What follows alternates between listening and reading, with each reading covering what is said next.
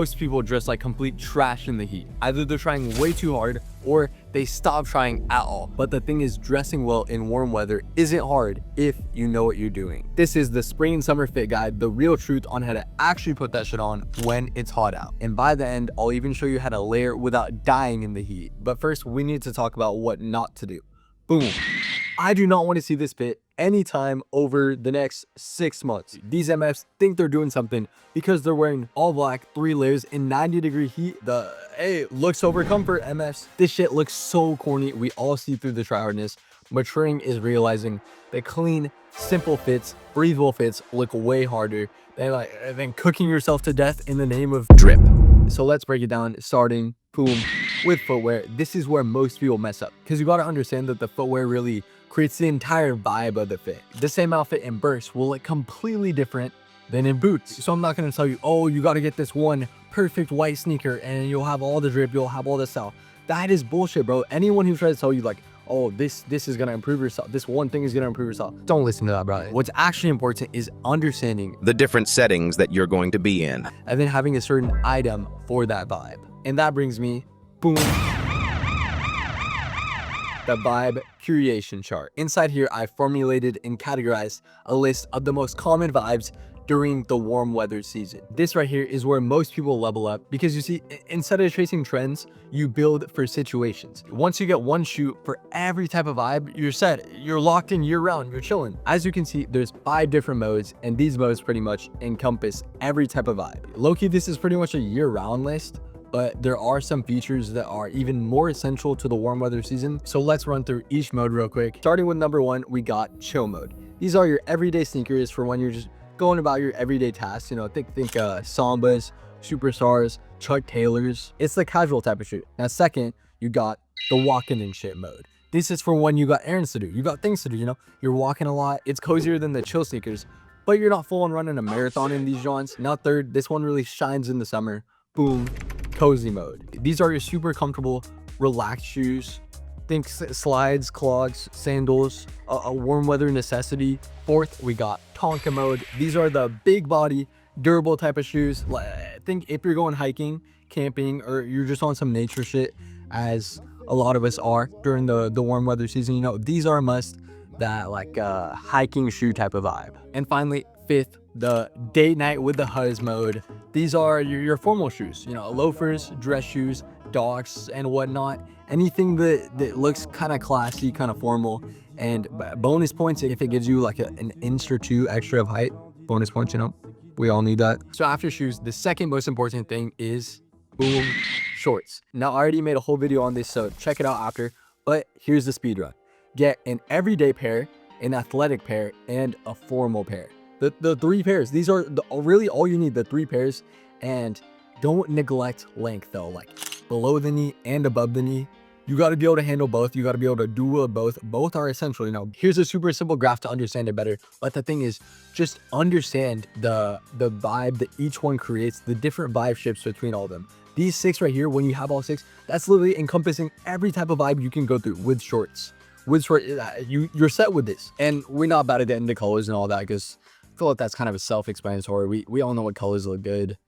If you don't, skill issue, but survival of the fittest. Like, just don't be afraid to play around with colors and get out of your comfort zone. Now that brings us to, boom, shirts. As far as shirts, get basic t-shirts and button-up shirts. And for tees, I would definitely start with blanks, go from there, and like just go to the thrift store, pick up some 100% cotton tees. Like, it really doesn't matter. Any blank tees, bruh, you're chilling with that. Polyester and nylon, I would keep those on the back burner, because that's like kind of workout type of swag. And to be honest, it feels like shit, bro. We all know it feels like shit. So keep those mainly for if you know you're about to get into like a really sweaty situation, working out, you're gonna be out all day, walking, running. Those types of fabrics are the move for that, but like keep it cotton, the rest. Now for button-ups, remember chat, the vibe. Think about the vibe.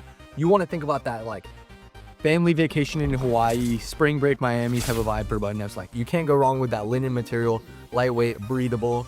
And to give it a buck, like realistically with shirts, what do you think matters first with shirts? Like, what's the most important thing? It's not the graphic, it's not any of that. It's the fitment, the proportions, you know? And that's what really matters. Because if the shirt's too long, you'll look weird. But if it fits perfectly, It doesn't matter if you're wearing who ate all the doesn't matter what type of t-shirt you're wearing. So thinking about the order of importance, we want to prioritize the fitment of shirts and shorts, then the material, and then the graphic. That's PEMDAS right there. That's the order of operations, you know? A good rule of thumb for the length of shirts is that if the cutoff lands below your dick, then it's too long. And let's be real, there are going to be those in-between days when it's too hot for a full fit, but like it's still too chilly to be just wearing a t-shirt and shorts, you know? So let's talk about how to actually layer when it gets warmer without dying out here. Again, breathable, lightweight fabrics are the move. Think button-ups, linen button-ups, tank tops, you know? But if you're going to layer, make sure the top isn't too short. Otherwise, the fit won't flow as smooth vertically. Anything that's lightweight can add another texture, layer to the fit. And I know we've all seen this trendy ass, iconic summer fit. It was everywhere, bro. Instagram, Pinterest. It's gonna be coming back. Just like, if you guys didn't know, it's gonna be coming back. Like, it's inevitable. Summertime, you know?